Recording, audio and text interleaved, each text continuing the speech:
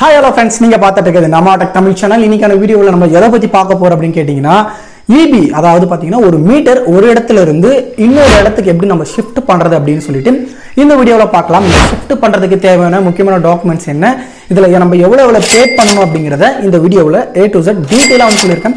Video skip பண்ணாம பாருங்க. இதுல நீங்க ரெண்டு பேமெண்ட் வந்து பண்ணணும், ரெண்டு டைம் பேமெண்ட் வந்து பண்ற மாதிரி இருக்கு. ஸோ அதை வந்து ஸ்கிப் பண்ணாம இதை எப்படி பண்ணணும் அப்படிங்கிறத தெளிவாக வந்து தெரிஞ்சுக்கிங்க. நிறைய பேருக்கு வந்து பாத்தீங்கன்னா இந்த மாதிரி டீட்டெயிலாக சொல்லியிருப்பாங்களான்னு தெரியல.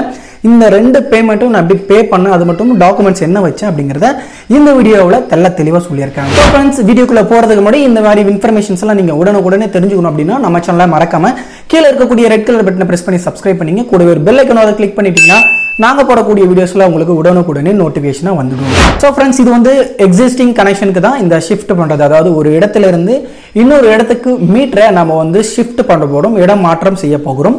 இது வந்து முழுக்க ஆன்லைன்ல தான் வந்து இருக்குது. இதுல வந்து பாத்தீங்கன்னா உங்களுக்கு முக்கியமா இருக்கக்கூடிய டாக்குமெண்ட்ஸ் என்னன்னு கேட்டீங்கன்னா, ஆல்ரெடி இருக்கக்கூடிய மீட்டருக்கான அந்த ஒரு மின் இணைப்பு ரசீது கண்டிப்பா இருக்கணும், மின் கட்டண ரசீது வந்து கண்டிப்பா இருக்கணும். இதற்கு கூட அந்த ஆதார் கார்டு வந்து இருக்கணும். அது கூட ஒரு ஃபார்ம் இருக்கு. இந்த ஃபார்மையும் பாத்தீங்கன்னா நம்ம வைக்கிற மாதிரி இருக்கும். நான் என்னென்ன டாக்குமெண்ட்ஸ் வச்சு நான் வந்து சேஞ்ச் பண்ணேன் அப்படிங்கிறதையும், எப்படி பேமெண்ட் பண்ணேன், என்னென்ன டீட்டெயில்ஸ் கொடுக்கணும் அப்படிங்கிறது இந்த வீடியோவில் உங்களுக்கு ஷோ பண்ணுறேன். ஸோ வீடியோவை ஸ்கிப் பண்ணால் வந்து பாருங்கள். ஸோ ஃப்ரெண்ட்ஸ், இந்த ஒரு மீட்டரை ஷிஃப்ட் பண்ணணும் அப்படின்னா கண்டிப்பாக நம்ம ஆன்லைன் மூலிமா தான் வந்து அப்ளை வந்து பண்ணணும். அதற்கான வெப்சைட்டோட லிங்க்கு நான் கீழே டிஸ்கிரிப்ஷனில் வந்து கொடுத்துருக்கேன். மறக்காமல் அந்த ஒரு லிங்க் ஓப்பன் பண்ணிங்கன்னா இந்த பேஜுக்கு நம்மளால் ஸ்ட்ரெயிட்டாக வந்து வந்துட முடியும்.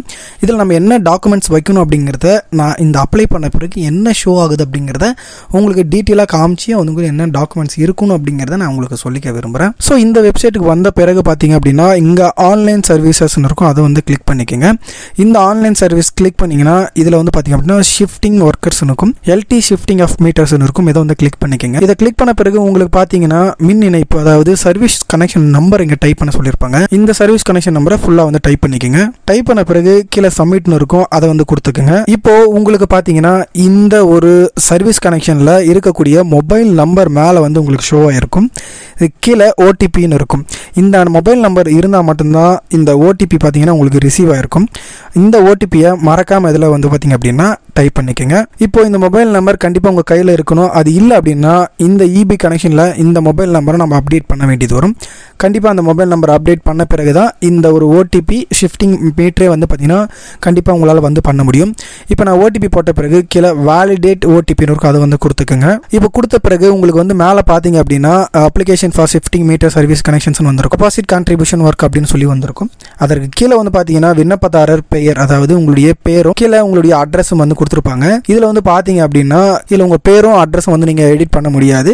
அதற்கு கீழே பார்த்தீங்கன்னா இப்போ நீங்கள் எந்த ஒரு அட்ரஸ்க்கு சேஞ்ச் பண்ணுறீங்க, எந்த இடத்துக்கு சேஞ்ச் பண்ணுறீங்கன்ற அந்த அட்ரஸை ஷிஃப்ட் பண்ணக்கூடிய அட்ரஸை இங்கே வந்து சூஸ் பண்ணிருங்க. இதே போல் உங்களுடைய ஸ்ட்ரீட் நேமு, கீழே உங்களுடைய இந்த இடம் பார்த்தீங்கன்னா கண்டிப்பாக அட்ரஸுக்கு ஃபில் பண்ணுறதுக்கான ஒரு பிளேஸ் அப்படின்னு சொல்லலாம். அடுத்து உங்களுடைய மொபைல் நம்பர் காமிச்சிருப்பாங்க.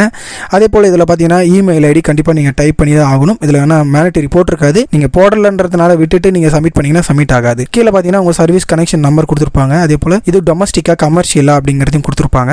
இப்போ தற்போது உங்களுக்கு பார்த்தீங்கன்னா எவ்வளோ கேவியில் உங்களுக்கு கரண்ட் வந்து சப்ளை ஆயிருக்கு அப்படிங்கிறதையும் கொடுத்துருப்பாங்க. இது எல்லாமே கரெக்டாக வந்து இருக்குது அப்படின்ற பட்சத்தில் இப்போ கீழே வந்து பார்த்தீங்க அப்படின்னா உங்களுக்கு அப்லோட் ஃபைல் ஃபார்மேட் பார்த்தீங்க அப்படின்னா கண்டிப்பாக உங்களுக்கு PDF ஃபார்மேட்டில் தான் உங்களுக்கு கண்டிப்பாக இருக்கணும் அப்படிங்கிறத தெளிவாக கொடுத்துருக்காங்க. அது வந்து 3 MBக்கு மேலே இருக்கக்கூடாது அப்படிங்கிறதையும் தெளிவாக வந்து தெரிஞ்சுக்குங்க. இப்போ வந்து பார்த்தீங்க அப்படின்னா ஓனர்ஷிப் ப்ரூஃப் வந்து கேட்டிருப்பாங்க. இதில் நீங்கள் எந்த டாக்குமெண்ட்ஸ் வேணாலும் நீங்கள் செலக்ட் பண்ணிக்கலாம். செலக்ட் பண்ண பிறகு இந்த ஓனர்ஷிப் ப்ரூஃபில் வந்து பார்த்தீங்க அப்படின்னா உங்களுடைய இடத்துல இருக்கக்கூடிய பட்டாவோ அல்லது வேற எந்த டாக்குமெண்ட்ஸோ நிலத்துக்கு சார்ந்த டாக்குமெண்ட்ஸை இதில் நீங்கள் அப்லோட் பண்ணுற மாதிரி வரும். அதுக்கப்புறம் பார்த்தீங்கன்னா ஆதார் கார்டு, இதில் உங்களுடைய இந்த ஓனர்ஷிப்புடைய ஆதார் கார்டை நம்ம இதில் சப்மிட் பண்ணணும்.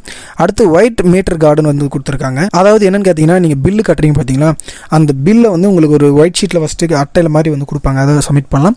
அப்படின்னா ரீசெண்டாக நீங்கள் வந்து பில்லு கட்டிருக்கக்கூடிய பில் எதுவாக இருந்தாலும் இதை வந்து சப்மிட் பண்ணலாம். அதற்கு கீழே பார்த்தீங்கன்னா அண்டர்டேக்கிங் அப்படின்னு சொல்லிட்டு ஒரு ஆப்ஷன் கொடுத்துருக்காங்க. இதில் அண்டர்டேக்கிங் ஃபார்ம் வந்து நீங்கள் இதில் வந்து ஸ்டாம்ப் ஒட்டி இதில் வந்து அப்லோட் பண்ணணும் அப்படின்னு வந்து கொடுத்துருக்காங்க. இந்த அண்டர்டேக்கிங் ஃபார்ம் எப்படி வாங்குறது அப்படின்னு வந்து கேட்டிங்க அப்படின்னா இதிலே டவுன்லோட் அண்டர்டேக்கிங் ஃபார்ம் இருக்கும், அதை கிளிக் பண்ணிங்கன்னா உங்களுக்கு இந்த அண்டர்டேக்கிங் ஃபார்ம் இருக்கும்.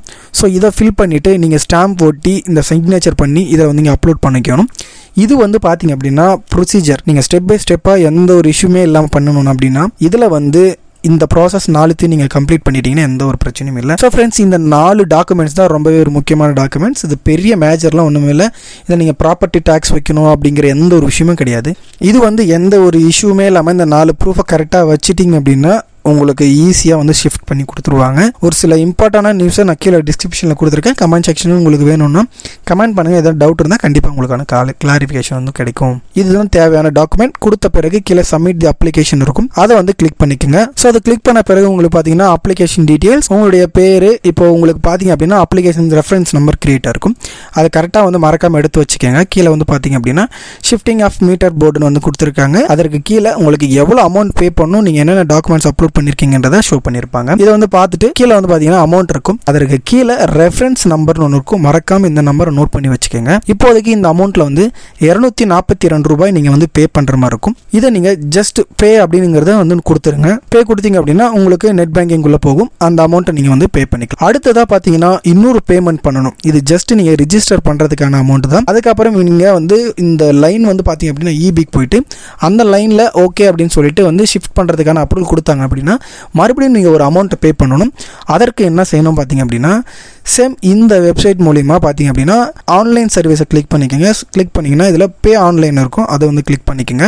இப்போ இந்த பேஜில் யூசர் ஐடின்னு இருக்கும். இதில் உங்களுக்கு ரெஃபரன்ஸ் நம்பர் வந்து வச்சிங்களா, அந்த நம்பர் இதில் வந்து டைப் பண்ணிக்கோங்க. இந்த பாஸ்வேர்டாக இந்த சர்வீஸ் கனெக்ஷனில் என்ன மொபைல் நம்பர் இருந்துச்சோ அந்த மொபைல் நம்பரை இதில் டைப் பண்ணிட்டு கேப்சா போட்டுட்டு லாகின் வந்து கொடுங்க. கொடுத்தீங்க அப்படின்னா உங்களுக்கு இந்த application number plus registration number total ஃபீஸ்க்கு எடுத்துருப்பாங்க. அப்படி இல்லைனா மேலே இ ரிசிப்ட்னு இருக்கும், இல்லை பில் இல்லைனா பில் டீட்டெயில்ஸ்னு இருக்கும். அதை வந்து கிளிக் பண்ணி இந்த பேஜுக்கு வந்துருங்க. இதில் பார்த்தீங்க அப்படின்னா உங்களுக்கு அப்லோட் கொடுத்துருந்தா டோட்டல் ஃபீஸ் வந்து 1746 ரூபாய் நம்ம வந்து பே பண்ணுற மாதிரி இருக்கும். இதை பே பண்ணிங்கன்னா தான் உங்களுக்கு டோட்டலாக கம்ப்ளீட் வந்தாகும். நிறைய பேர் அந்த 242 மட்டும் பே பண்ணிட்டு விட்டுறீங்க. இதை வந்து கம்பல்சரி ஆன்லைனில் நீங்கள் பே பண்ணி ஆகணும். செகண்ட் ப்ராசஸாக இது கம்பல்சரி பண்ணால் மட்டும்தான் இந்த ப்ராசஸ் கம்ப்ளீட் ஆகும். இதில் ஜஸ்ட் பே பில் கொடுத்துருங்க.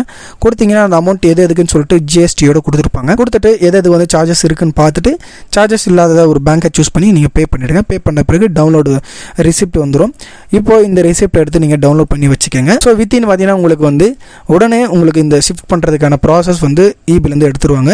இந்த ரிசிப்டை வச்சுக்கோங்க. அது மட்டும் இல்லை உங்களுக்கு இபியில் போயிட்டு கொடுக்கணும் அப்படின்னு நினச்சிங்கன்னா இந்த ரிசிப்ட் என்ன டாக்குமெண்ட் சப்மிட் பண்ணீங்களோ அதை ஒரு ஜெராக்ஸ் எடுத்துன்னு போயிட்டு நீங்கள் இபியில் வந்து சப்மிட் பண்ணிடலாம். சப்மிட் பண்ணுங்க.